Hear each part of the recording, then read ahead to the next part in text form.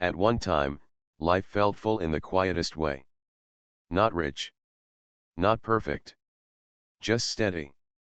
The kind of life built on routine morning light through thin curtains, the familiar sound of traffic outside, the comfort of knowing tomorrow would look much like today. There was work to go to, a place to return to, and enough certainty to sleep without fear. Nothing about it felt fragile. That was the illusion. The first thing to disappear was the job. Not suddenly, not dramatically, just a short meeting, a careful tone, words like restructuring and downsizing. A handshake at the end, polite and final. Walking out of the building that day felt strange, like leaving something behind but not knowing what. The sun was still shining. People were still laughing on the street. The world didn't pause to acknowledge what had just ended. At first, there was denial. A quiet confidence that something else would come quickly. Resumes were sent. Calls were made. Days were filled with hopeful checking of emails that stayed empty. Weeks passed, then months. Savings thinned, slowly at first, then faster than expected. The safety net wasn't as strong as it had seemed. Bills arrived like reminders of a life that no longer fit.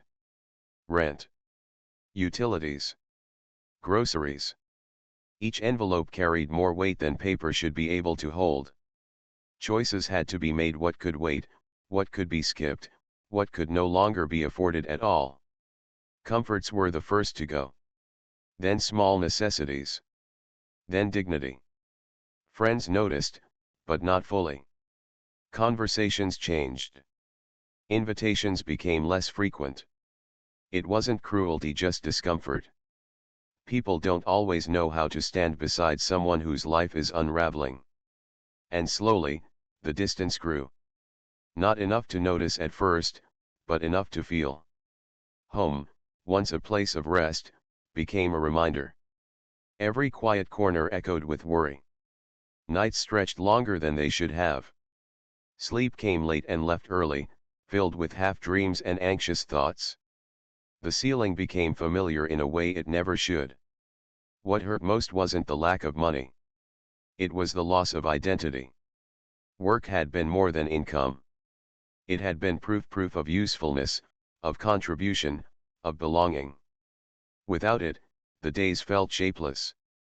Time became something to endure rather than live inside. Introducing oneself to others felt uncomfortable, like skipping an important line in a story. There was shame in small moments. Standing in a store calculating every price.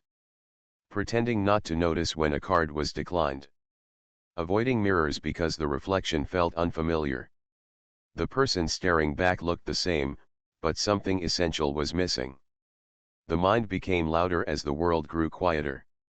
Questions repeated themselves relentlessly. How did this happen? Why wasn't I more careful? Why does everyone else seem to be moving forward while I'm stuck here? Hope still existed, but it was tired. Heavy. Carrying it felt like carrying something fragile through a storm, afraid it might break at any moment. Pride made everything harder. Asking for help felt like admitting failure. Accepting kindness felt like borrowing something that might never be repaid. So silence became easier. Isolation felt safer than explanation. Days blurred together, measured not by events but by endurance. Morning came whether it was welcomed or not.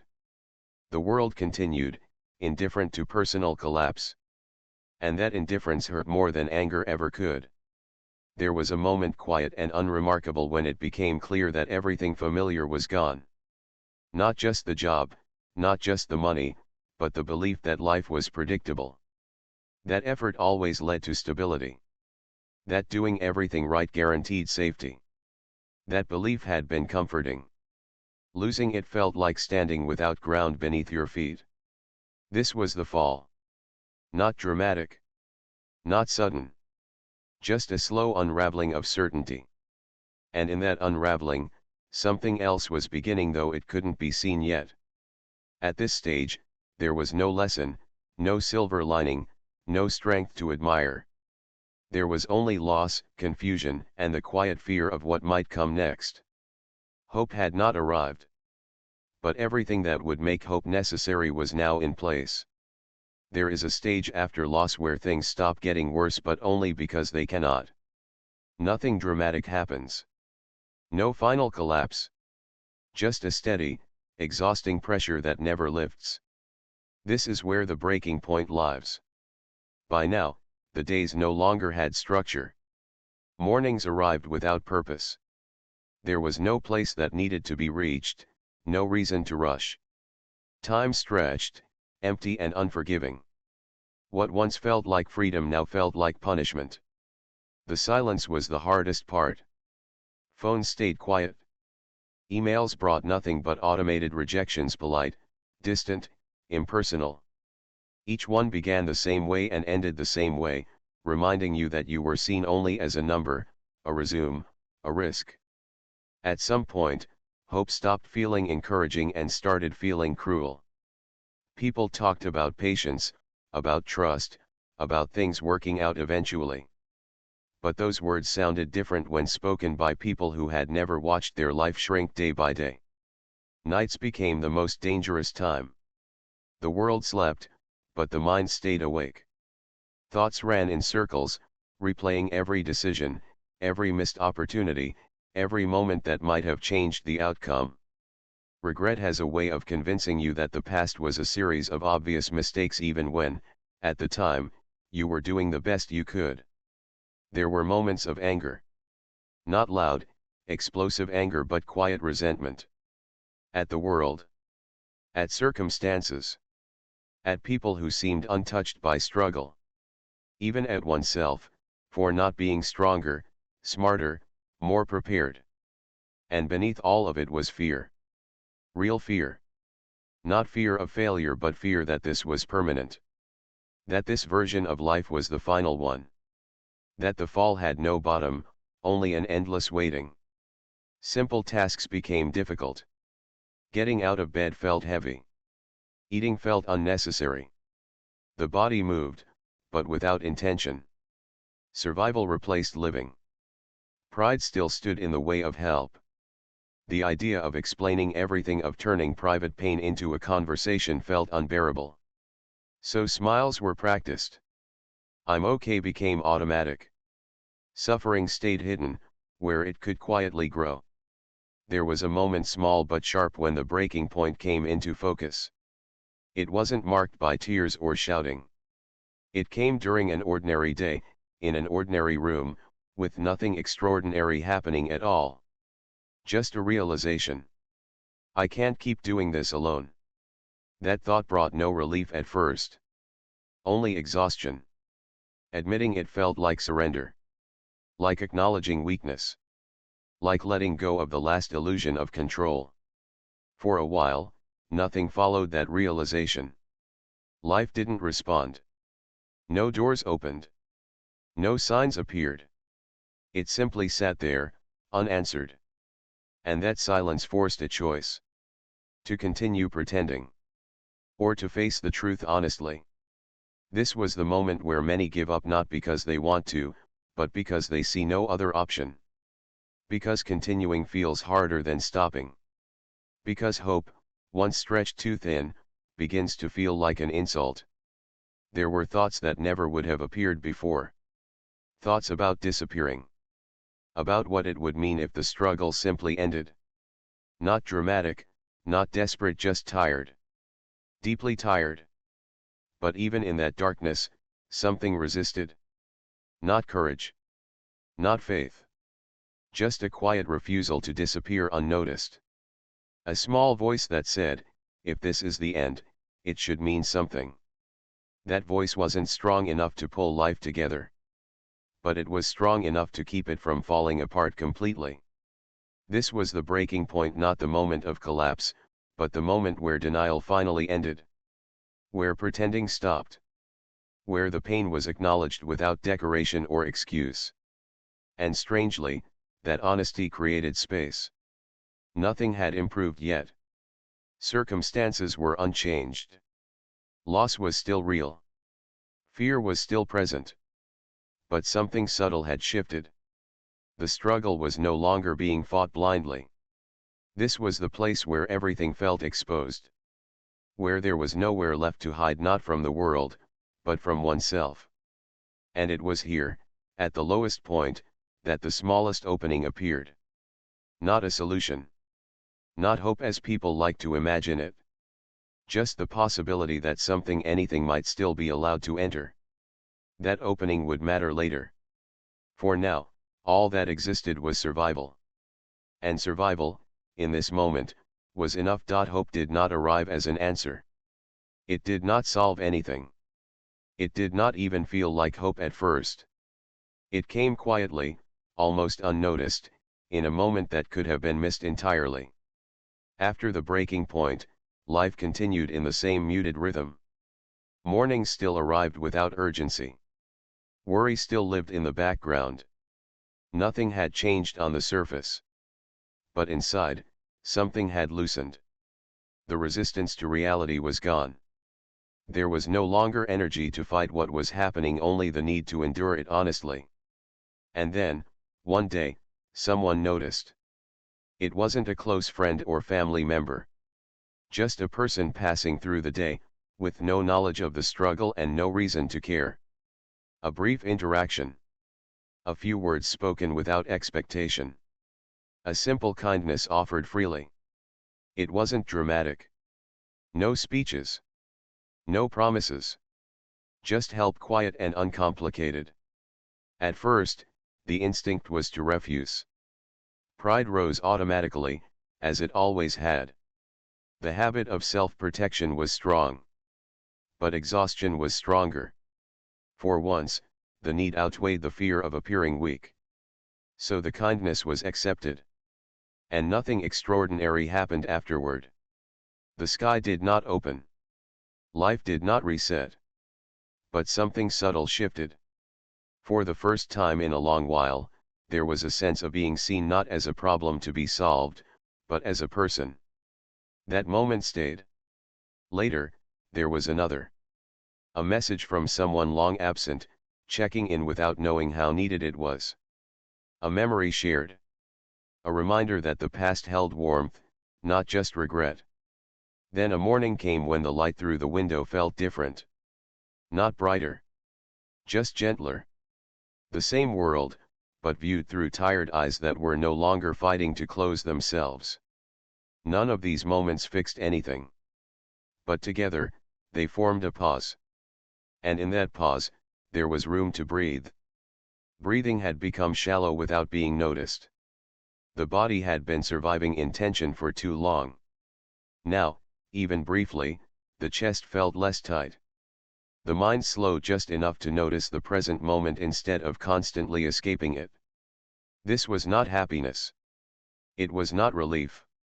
It was permission to rest without guilt, to exist without constantly measuring failure. Hope, it turned out, did not feel inspiring. It felt fragile. Almost uncomfortable.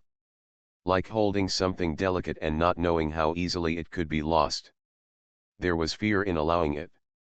Fear that believing again would only make the next disappointment worse. So hope was kept small. Quiet. Unannounced. It showed up in small actions. Getting out of bed without immediately thinking of everything that was wrong. Taking a walk without rushing anywhere. Letting the mind wander without forcing solutions. There was a shift in attention from what was missing to what remained. Strength remained. Awareness remained. The ability to choose, even in limited ways, remained. This realization did not come all at once. It arrived slowly, layered beneath doubt and caution. But once noticed, it could not be unseen. The world was still uncertain. The future still unclear. But the present moment was no longer entirely unbearable. There was also a new understanding: survival did not have to be heroic. It did not require optimism or confidence. Sometimes, survival was simply staying open enough to receive what came. And what came, quietly, was connection. A shared laugh that wasn't forced. A meal that tasted like comfort. A conversation that didn't revolve around explanations or apologies. Each one reminded the heart of something it had forgotten, that life still responded, even in small ways, to those who remained present within it. This was the small light. Not a solution, not a promise. Just proof that the darkness was not absolute. And once that proof existed, the story could no longer end in silence. The path ahead was still uncertain. There were no guarantees waiting around the corner. But now, there was something else, a thin, steady thread connecting this moment to the next. It wasn't strong enough to pull everything together. But it was strong enough to follow. And for the first time since the fall, that was enough. The light did not grow suddenly. It did not fill the room or erase the shadows. It simply stayed. And staying, it turned out, was a choice. Nothing external had changed. Circumstances were still fragile. The future was still undefined. But there was now a quiet awareness that leaving, giving up, disappearing, closing off was no longer the only option. The smallest light had made space for something else, intention. Choosing to stay did not feel brave. It felt heavy. It meant waking up again, even when sleep had offered escape. It meant facing another day without guarantees. It meant continuing to exist in a life that was still uncomfortable, still incomplete. But staying also meant possibility. The decision was not announced. There was no dramatic moment of resolve. It happened in ordinary ways. Getting out of bed even when the weight returned. Answering messages instead of avoiding them. Taking care of small responsibilities that once felt meaningless. These actions did not fix anything, but they shifted direction. There was also a quiet surrender, not to defeat, but to reality. The energy once spent fighting what had already happened was now limited, precious. It had to be used differently. Blame began to loosen its grip. The constant need to understand why slowly faded, replaced by the more useful question, what now? That question was uncomfortable. It demanded honesty. What now meant admitting limits. Accepting that strength had been overestimated and support underestimated. It meant acknowledging that independence had turned into isolation, and pride had become a barrier rather than protection. Asking for help was not sudden or confident. It was awkward. Incomplete. Sometimes it came out as silence instead of words. Sometimes it came as a simple truth shared without explanation. And help did not arrive perfectly. Not every attempt was answered. Some doors remained closed. Some conversations ended without resolution. But a few did not. And those few mattered. Accepting help required another kind of courage, the courage to receive without promising immediate success in return. To let kindness exist without turning it into a debt. To understand that support did not diminish worth, it revealed connection. Shame did not disappear overnight. It still surfaced in moments of comparison, in the fear of being judged, in the quiet question of whether things would ever return to how they were. But it no longer controlled every thought. Instead, there was movement. Small steps taken without certainty. Applications sent without expectation. Skills revisited, not with confidence, but with patience. Routines rebuilt, not to impress, but to stabilize. Hope was no longer treated as a feeling to wait for. It became a practice. Some days, staying meant simply enduring. Other days, it meant trying again. There were setbacks, moments when fear returned fully, when exhaustion threatened to undo progress. But now, those moments were recognized for what they were, temporary. Choosing to stay also meant letting go of the idea that life had to return to its previous shape to be meaningful. The old version of stability had been lost. Mourning that loss was necessary. Pretending it didn't hurt only delayed healing. But within that mourning, something unexpected grew, a deeper respect for resilience, not as strength, but as persistence. Life was no longer about proving capability. It was about remaining present. There were moments of quiet gratitude that would have once been overlooked. A calm evening. A kind word. A task completed. These moments did not feel like victory, but they felt real. Staying meant allowing the story to continue without demanding a specific ending. It meant trusting that meaning could exist even without clarity. And slowly, almost without noticing, the ground felt firmer. Not solid, just less unstable. Enough to stand on without constantly bracing for collapse. This was not recovery. It was commitment. A commitment to remain, to participate, to keep choosing presence over escape even when the path forward was uncertain. And that commitment changed everything. Because once staying became intentional, the future was no longer something to fear entirely. It became something to meet. Not everything returned. Not all losses were undone, and not all dreams were recovered. Some doors remained closed forever, and some people never came back. But what remained, what truly remained, was stronger than any of the things lost. After the fall, the breaking point, the small light, and the deliberate choice to stay, there was clarity. Not perfect clarity, not a sudden understanding of life's meaning, but a quiet awareness of what mattered. Perspective had grown. Where once everything had felt urgent, now there was room to breathe. Moments could be appreciated without expectation. Failures could be acknowledged without shame. Life had not become easier, but it had become more visible. The weight of illusion had been lifted, revealing the contours of reality in sharp, honest detail. Humility had taken root. Pride, once unyielding, had softened. Asking for help no longer felt like surrender, it was recognized as connection. Accepting kindness was no longer a measure of weakness, but a reflection of trust and courage. In the emptiness left behind by loss, the soul had discovered a strength that was quieter than ambition but more enduring. Gratitude had returned, not the kind that comes easily in comfort, but the kind that rises from survival. Gratitude for simple acts of kindness. Gratitude for moments of stillness. Gratitude for the ability to keep moving forward when every part of life had demanded surrender. Loss had also left wisdom. The illusion that life could be entirely controlled had been shattered.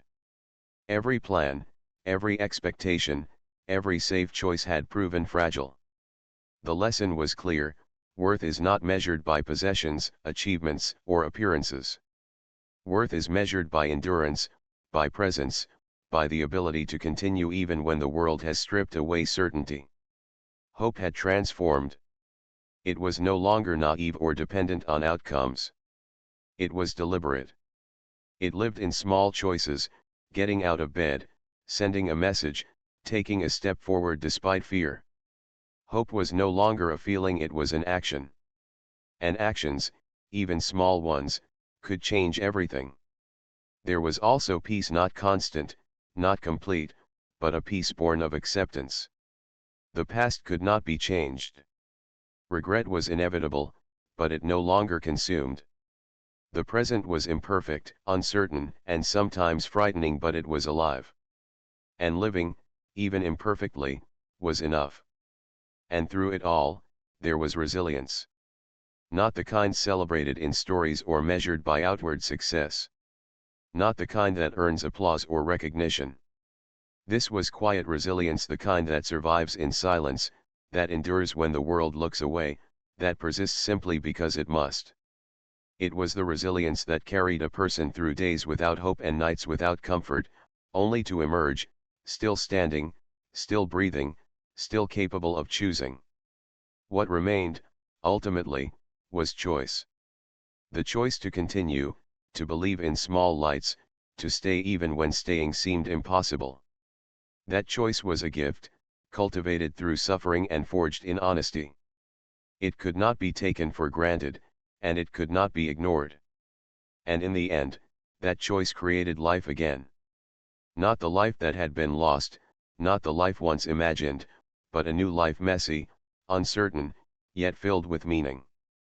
A life where hope mattered not because it guaranteed happiness, but because it offered the possibility of connection, growth, and purpose.